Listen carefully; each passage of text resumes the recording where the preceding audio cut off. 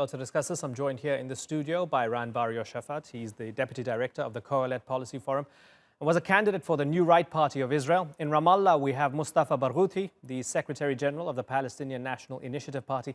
And in Tel Aviv is Haaretz journalist Gideon Levy. Thanks for joining us, gentlemen. Gideon, let me start with you. Netanyahu is going to form this new government. I'm guessing it's a new government that you're not going to like very much. Yes and no. I'll surprise you. It can get worse than this government. This government is going to be a government of annexation, a government which will finally declare Israel as an apartheid state.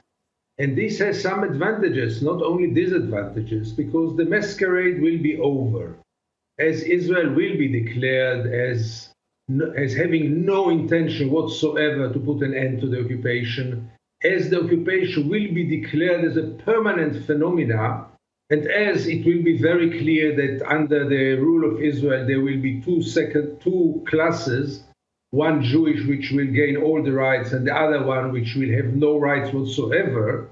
This creates a new reality, both for us Israelis and for the world. And now it's about the world to decide, will he be ready to accept another apartheid state in the year of 2019? Okay, let me go to our guest in studio, Bar-Yoshafat. Good to have you in studio for once. Thank you very much. Happy to be here. Gideon Levy says this will be a government of annexation, of an apartheid state. I know you guys didn't get any seats. I'm delighted to offer you a seat here.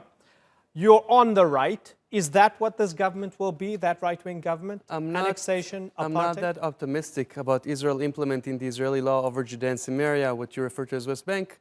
I just think that the definition of apartheid is very odd here, because when you're talking about an apartheid state, you're saying that people who are citizens will be treated differently. Right now, what Israel should do, in my opinion, is implement the Israeli law over Territory C and grant the Arabs there full equal rights. So that's far from being an apartheid.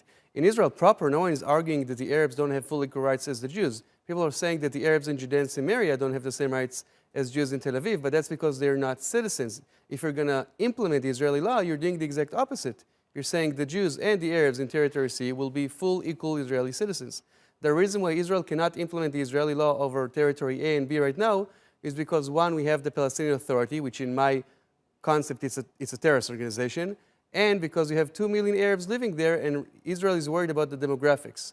But I do hope that eventually, in a period of time of 10 years, Israel will implement the Israeli law over all of Judea and Samaria. Okay, if there's annexation and if you give everybody equal rights and they're a part of the democracy, would you then accept everybody voting under one state? Of course, why not? I'm saying tomorrow we can implement the Israeli law over Territory C. That doesn't frighten me with demographics, because all the Jews live in Territory C. We're talking about almost 500,000 people. Right. And you have between 50,000 to 100,000, some say 200,000 Arabs. That doesn't threaten my demographics. Right. Okay, this is fascinating. Mustafa Barghouti, because we've got somebody on the hard right saying, well, you know, essentially the future might be just one state. Is Netanyahu taking us towards that? Might there be a silver lining for everybody here? I think we are already living in one state with a system of apartheid and discrimination against Palestinians. And racism, which is practiced by Jewish Israelis against Palestinians. And the apartheid is practiced at 3 levels. One level is the discrimination against Palestinians who carry Israeli citizenship inside Israel itself, because there is a certain form of apartheid there, because there is no equality between the Palestinians who carry Israeli citizenship and Jewish people who carry Israeli citizenship. Second level of apartheid is what's practiced against us in the occupied territories. We are governed, occupied, and run by Israel for 52 years, but we are deprived of the right of being citizens. And when your guest from the right wing speaks about equality, he means equality between settlers and Israeli citizens, not between us and Israeli citizens. So he wants to annex the land and exclude us. That is a second form of apartheid. A third form of apartheid is practiced against Palestinians in the diaspora. Every Jewish person born anywhere in the world, in Siberia or New York or anywhere else, can come to Israel and become a citizen immediately. And the 6.5 million Palestinian refugees whose fathers and grandfathers were born here and lived here for hundreds and thousands of years cannot become citizens of this place. So this is a system of apartheid that cannot be sustained, and the only solution is one state with full democratic rights, where I and Gidon Levy and your guest can all vote in the same system with equal rights and equal duties. So, Ran, one state democracy where the Palestinians can also make Aliyah and go back home? I just want to make one thing clear. I don't call the Arabs of Judea and Samaria or Gaza Palestinians. I don't consider them a nation. When Mustafa was saying that the Israel proper is an apartheid, it's a joke. When we had a Supreme Court judge who's an Arab who sent my Jewish president to jail, that's not an apartheid. When you have the third biggest party in the parliament who's an Arab party, it's not an apartheid. When you have high-ranking officers, Arab Muslims, it's not an apartheid. Regarding what he said that Arabs in Ramallah and Jews in Tel Aviv don't have the same rights, he's right. But a Jew in Tel Aviv and an Arab in Tel Aviv do have the same right. An Arab in Ramallah doesn't have the same right because we have not implemented the Israeli law over there. Because it's an occupation. It's a military occupation. It's martial law. We didn't occupy it. There's no Palestinian state. There's no one to occupy it from. The concept of Palestinian nationality is a new concept. But regarding his third argument about the claim of return, it's the only group in the world that has in their DNA a concept of refugee, meaning if you were a citizen of Germany and a resident of England and you adopted a kid from China, that kid is considered to be a Palestinian refugee. So the whole concept of this is, instead of resettling the refugee issues, is trying to basically dismantle the state of Israel, which has been the goal of the PLO since it was created in 1964, when Israel did not have any control of Judea and Samaria or Gaza. Okay, and I want to put that aside for the moment because I don't want to get into the right of return debate here because we have other things on the menu for today. I want to kind of circle back to the elections here, Gideon Levy, and sort of look at the big picture. The fact that blue and white was seen as the only viable opposition to Netanyahu and his allies. This is the party of the former military generals, very hawkish on Gaza and other things. You and you can also correct me if I'm wrong, as a lefty, Gideon, right? As a lefty, progressive, anti-occupation Israeli, you're not just swimming against the stream here, you're swimming against a torrent, right? There seems to be no place for someone like you in Israeli society anymore, Gideon. Oh, there is a place, but a very tiny place, maybe a public phone box. For me, when it comes to the most crucial issue, and the most crucial issue which really shapes Israel is the occupation, there is really no basic difference between blue and white and the Likud party. The only difference is in the rhetorics. We had them all for years before blue and white. We had Labor as the founding father and mother of the settlement project, as the founding mother and father of the occupation project. None of Labor, the prime minister, had ever any serious intention to put an end to the occupation. So is Mr. Gantz. He has not a slight idea of what does it mean equality, or what does it mean creating a Palestinian state with equal rights like the Jewish state. And therefore, the differences on this issue, on many other issues, there are many differences. But when it comes to this, all the Zionist parties in Israel share the same idea, mainly privileges to the Jewish community over the Palestinian community, mainly maintaining the occupation forever. I cannot live with this.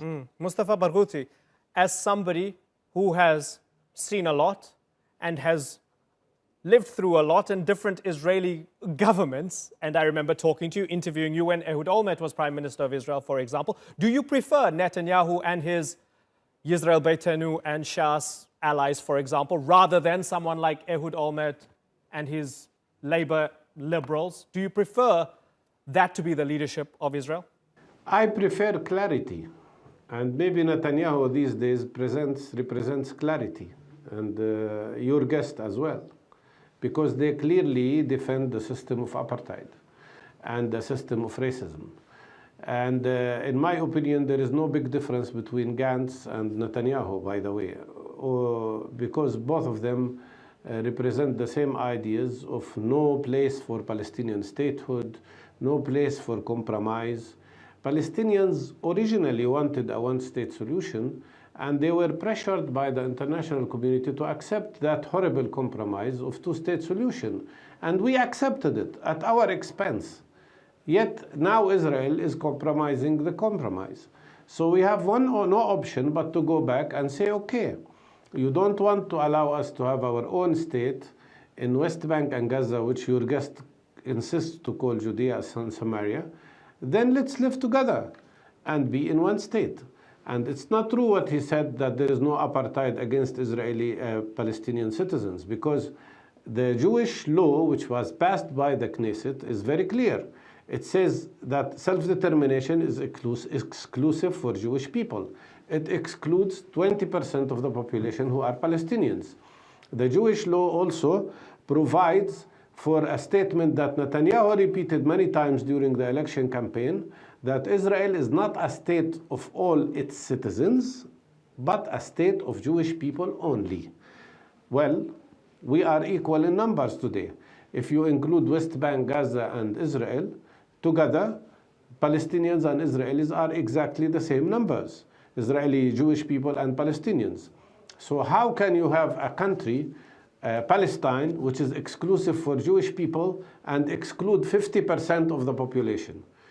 The two-state solution offered Israel an option, which is get out of the occupied territories, West Bank, Gaza, and East Jerusalem, allow Palestinians to live there in their own state, and then we can have peace between two states. They don't want that because they want the land. And that's why they build settlements that Netanyahu now wants to annex to Israel. That means the death of two-state solution. Yep. One thing should be clear. We, the Palestinians, will never, ever accept to be slaves of a system of occupation or apartheid. We will struggle for equality and freedom. One state is even much better than two-state solution. Ron? Okay, so I just want to say it's kind of funny because the real apartheid is under the Palestinian Authority. I, as a Jew, would not be allowed in the new Palestinian state. I'm not allowed to territory A and B right now. No, there aren't any that's not Jews. true. There aren't any Jews in the Palestinian Authority, but there are many Arabs under the Israeli parliament. So I really resent the concept of saying Israel proper. As someone who took a big part in legislating the nation-state law, Israel is the nation-state of the Jewish people, we need to differentiate between the concept of a nation-state and civic rights. Civic rights in Israel are equal to all. And just like Denmark is the nation-state of the Danish people, and Sweden is the nation-state of the Swedish people, and so on and so forth, if I'll take the same Arab from Judea and Samaria and say, now you live in England Sweden or Denmark is a state or Sweden, of all its people. You will still have the same issues of not having a statehood of itself. That is what the law says. The law does not discriminate against citizens. We have 4 minutes left in this conversation, so I want to ask about corruption, right? And I know we could debate the issue of the rights of the Palestinian Israelis or the Arab Israelis who live within Israel proper for another half an hour. I'm going to set that aside. Gideon Levy, corruption. We still have the Israeli Attorney General, Avichai Mandelblit, saying that he wants to indict Netanyahu. Is that going to happen? Can we see Netanyahu still ending up in jail, and might this whole thing fall apart? The chances are smaller now than before the elections, obviously, because Netanyahu will try to use his political power and his victory to try to postpone as much as he can. But I think that by the end of the day, he will have to face court sooner or later. But let the legal system, for me, that's the smallest obstacle. I mean, for me, the big corruption is the occupation, not nothing else but this. And what's going to happen then, Gideon? Can he actually build an indictment-free or a robust indictment-free parliament that would sort of shield him from the corruption charges? We have to give him the credit that he can do the unthinkable. Because until now, who would believe that after all the charges, he will be re-elected? And here he is as strong as never before. And I really leave it, everything is open. You know, by the book, he has no chance. By the current law, he will have to resign in a certain stage, not when he is brought to court, but after he will be sentenced. The Israeli law leaves no room for any doubt. But this can take years, and his partners, the right-wingers, will enable him to stay in office for as long as the court didn't finish, as long as the trial is not finished. This can take years. Right. So, you know, those of us who want to see him out of a position, they should have a lot of patience yet. Bar-Yoshafat, is the message from the voters and from Parliament essentially that you can be our prime minister even if you're corrupt, so long as you keep us safe? Well, hold on. He's not corrupt. He's being accused of corruption. Even if you're embroiled in massive corruption scandals, you keep us safe, you it's fine. are accused of corruption. Now, I'm so proud to live in a country where even the prime minister can be sent to jail in case he's found guilty. But I'm also very proud to live in a country that says every person has its day in court. Unlike my neighbors in Gaza and Judea and Samaria that had an election almost 2 decades ago, we are a vibrant democracy. We want to find our corruptions and fix it, but he's accused of corruption. He's not corrupt. Mustafa Barghouti, final word to you. Well, he is definitely corrupt. I mean, by the Israeli standard and by the international standard. I mean, everybody, it's not one case. They're talking about 4 cases. But I'm afraid that in the case of Israel, which pretends to be a democracy, the issue of corruption is used also politically. When Olmert was about to conclude an agreement with Palestinians, corruption brought him down. He was corrupt, but corruption was used politically to bring him down. Now Netanyahu wants a system of apartheid to prevail, so I do not think in this case corruption will bring him down, because corruption issue is also used politically by the establishment. Mustafa Barghouti in Ramallah, Gideon Levy in Tel Aviv. And here in studio, I'm sure you prefer it to Skype. 100%, yeah. Bar-Yoshafat, pleasure having you here in Istanbul. Thanks so much, gentlemen.